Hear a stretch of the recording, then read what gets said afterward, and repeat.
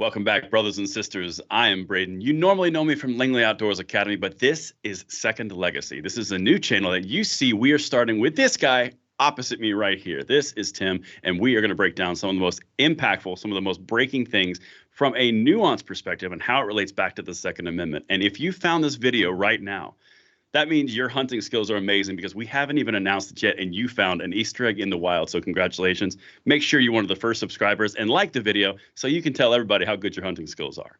But with that, I'm going to throw it over to Tim. And Tim, we are going to talk about something that is breaking, something that has occurred recently, but there's a little bit of resistance popping up. What we got? So we have the Illinois legislature passing and the governor signing a new assault weapons ban in the state of Illinois. And, basically, this is the old tried and true far left tactic of trying to ban everything under the sun that basically loads itself. And this is no different. And you can see a lot of bits and pieces of this new legislation in Illinois that has been borrowed directly from previous attempts to pass similar legislation at the federal level. And so, and then we also see bits and pieces of the SAFE Act, as we were talking about from New York with the 12-round magazine limit, because we'll get into some of the bits and pieces of this particular legislation. But one of the things that is always of interest in these types of bills is the fact that they've put this magical number of 10 out there. And in this case, it's 12. And they just arbitrarily pick these numbers and they impose them on the people. So, 10 rounds is perfectly safe. 9's not quite enough. 11 rounds is just too much. But in this case, it's 12 rounds. So 11 rounds, not quite enough. 13 rounds, we don't want to go there because it makes the firearm just a little bit too deadly. And so you're allowed now to have 12 rounds. The bill will require people to either convert their magazines to 12 rounds, destroy them, get rid of them, or sell them before the law goes into effect. And they also have 300 days to register themselves with the state using the FOID system, which is the Firearm Owners Identification System that has been on the books in Illinois for a very long time. And they have 300 days to register themselves and their firearms or face criminal prosecution. And this would ban all future sales of firearms that are basically self-loading. So if it's a lever action, pump action, or a bolt action, it's pretty much safe. Shotguns have their own restrictions. But anything other than that is going to be heavily restricted. And by restricted, I mean outright banned. And so this has created another interesting conundrum in that it's causing some pushback across the state from places a lot of folks might not expect. Can you tell us a little bit about what a particular state's attorney is saying and a particular sheriff is saying? Oh, I can. And in my best narration voice, the letter is as follows. This is from the Office of State's Attorney in Perry County, Illinois. So guys, you're going to love this because this is why we vote locally. This is why we take action, because our state level is so powerful. But I digress. Let's get it.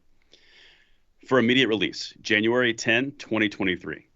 Perry County State's Attorney David H. Searby Jr. and Perry County Sheriff Chad Howard are jointly announcing their opposition to the legislation contained in House Bill 5471, which includes a gun ban, gun registry, and generally infringes on the rights of citizens. House Bill 5471 was passed by the Illinois Senate on January 9th and expected to pass the Illinois House on January 10th and be signed into law by Governor Pritzker. State's attorneys Searby and Sheriff Howard point out that the ban would involve banning firearms that are in common use for any and all lawful purposes, and that is inconsistent with decisions of the United States Supreme Court in such cases as District of Columbia v. Heller, Catano v. Massachusetts, and more recently, New York State Pistol and Rifle Association v. Bruin. Sheriff Howard stated, quote, "A little over a month ago, I took my oath of office as sheriff. And part of that oath was to protect and defend the Constitution of the United States, including the Second Amendment. The provisions of House Bill 5471 are clearly in violation of the Second Amendment, and my duties and deputies and I will not be enforcing this unconstitutional law against law-abiding citizens," Howard added. Once again, we see that those in control in Springfield passed unconstitutional legislation in the waning hours of a legislative session in a backdoor method, just like they did with the SAFE-T Act. In this case, it affects Second Amendment rights of all citizens of Illinois, whether in Chicago or Perry County.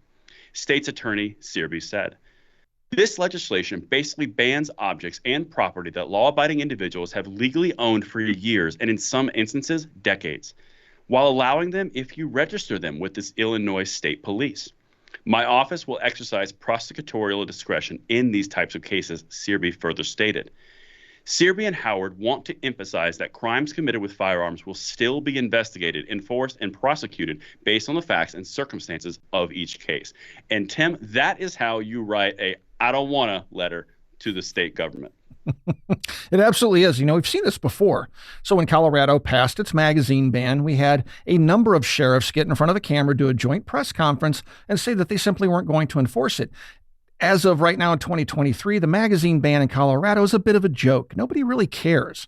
Nobody gets prosecuted for it, really. And maybe if they're a criminal and they rob a bank and they have a 30-round magazine, they might get prosecuted. But your average gun owner in most counties in Colorado, they simply don't care. The sheriffs don't care and the citizens don't care.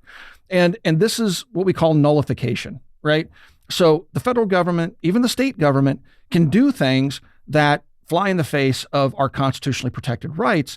But local jurisdictions, and especially your sheriff, has the power to basically say, no, not on my watch and not in my county. And that's why it is so imperative that we actually work to elect constitutional sheriffs. You need to get to know your sheriff. You can't take this tack that all law enforcement's bad, therefore we need to alienate them all. People like your local sheriff is going to be on your side. You just need to elect the right sheriff. And in this case, Perry County has the right prosecutor and sheriff on their side. And I'm sure there are going to be other counties to follow. And so just as some of the far left want to make sanctuary cities for illegal immigrants, now you're going to see sanctuary counties and cities popping up that are going to want to protect their citizens from unconstitutional laws being passed by the state government and also federal governments as time goes on.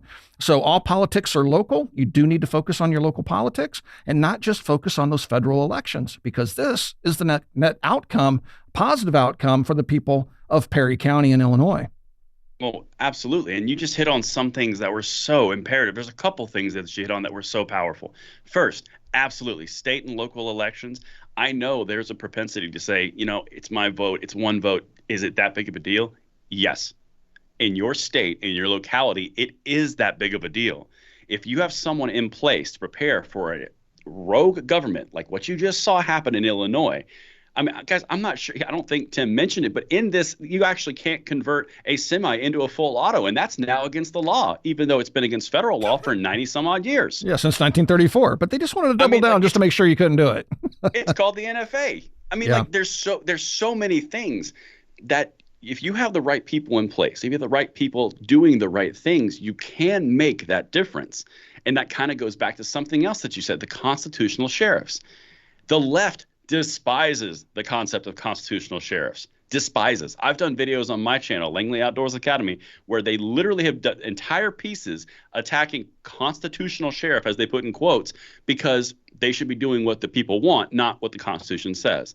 I'm telling you, it is effective. It works. And the left, the gun controllers, they will always tell you what they're afraid of because they always attack it first.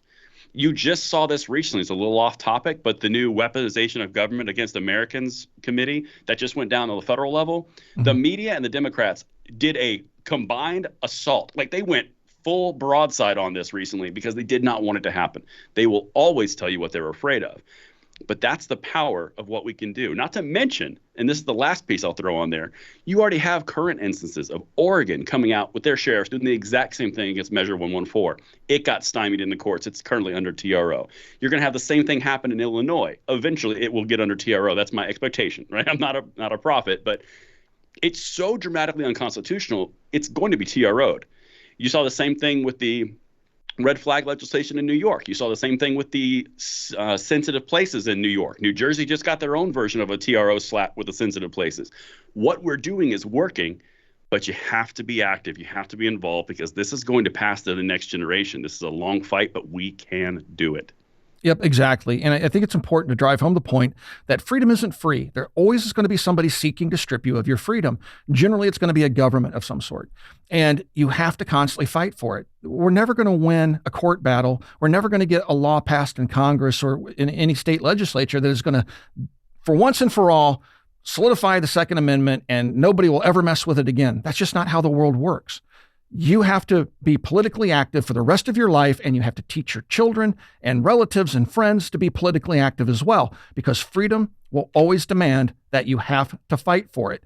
And our founding fathers gave us amazing tools to fight for our freedom, and we can use those tools both legislatively through the courts, through laws and a repealing of laws and passing of new laws. We can still fight for those rights, but you can't do it if you don't. It won't happen if you don't take part in the process. And like you said, people say, well, my vote doesn't really matter. If you take a look at a county like Perry County that elected this constitutional sheriff, that election probably came down to 100 or a few hundred votes one way or the other.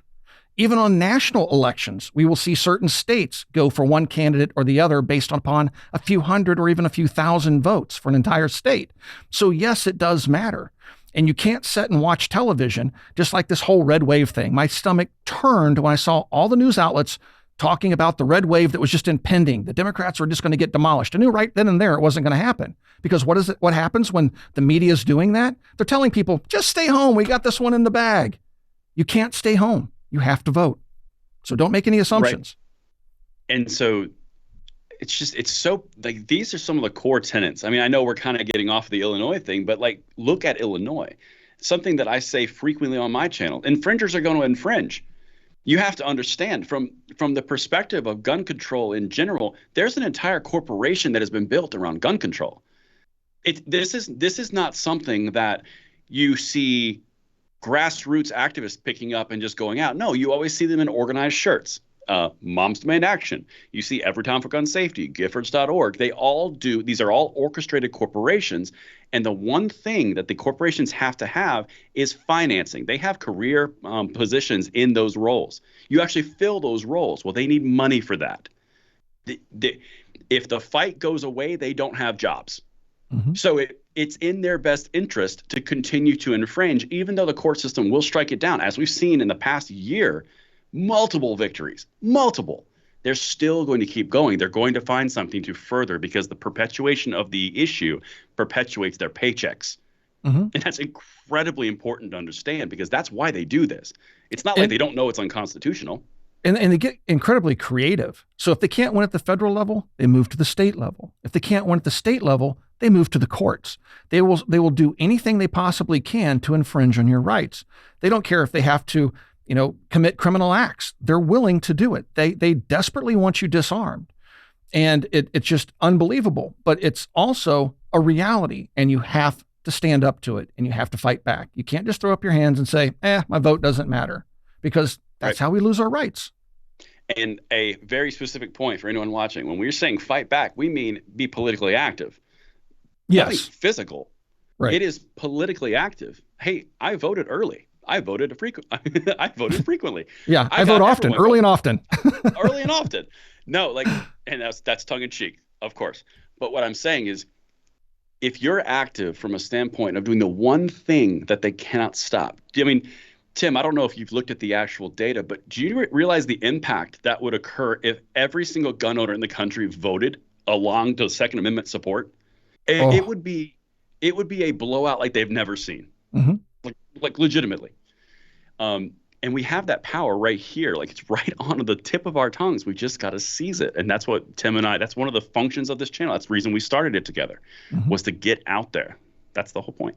And to motivate people, right? And if you go back in time to 1994, when the assault weapons ban under Bill Clinton passed, there was a shellacking in Congress that ensued there soon after. And that's the power of the Second Amendment community when it gets woken up and is pushed into taking action. But unfortunately, we don't want to wait until a law like what just passed in Illinois passes. We don't want to wait until a 1994 assault weapons ban passes before we come to our senses and go, oh my gosh, we got to do something about this. At that point, it's too late. Now, we did luck out, and that the bill in 1994 sunset in 2004. It just went away on its own, wasn't renewed. But future bills, I can assure you, will not have a sunset clause. They saw the folly of agreeing to that, and they'll never do it again. The Illinois law, there's no sunset provision. So you can't wait until these things happen. You have to be proactive. You can't just go, I don't know how this happened. I thought we had the votes. I thought people supported this. Don't stay home. Get politically active. And it's more than just voting. There's so much more you can do. Oh, 100%.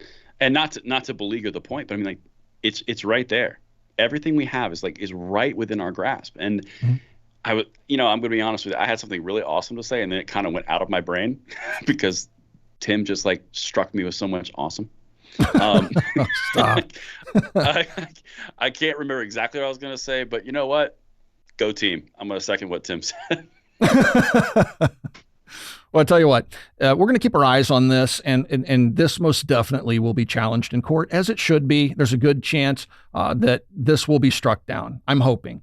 We've had great success in the courts with a number of different cases. We just had the Fifth Circuit smack down the bump stock ban. Now we've created a division between the Sixth and Fifth Circuits. This is going to force the SCOTUS, the Supreme Court, to do something. And this is how we win.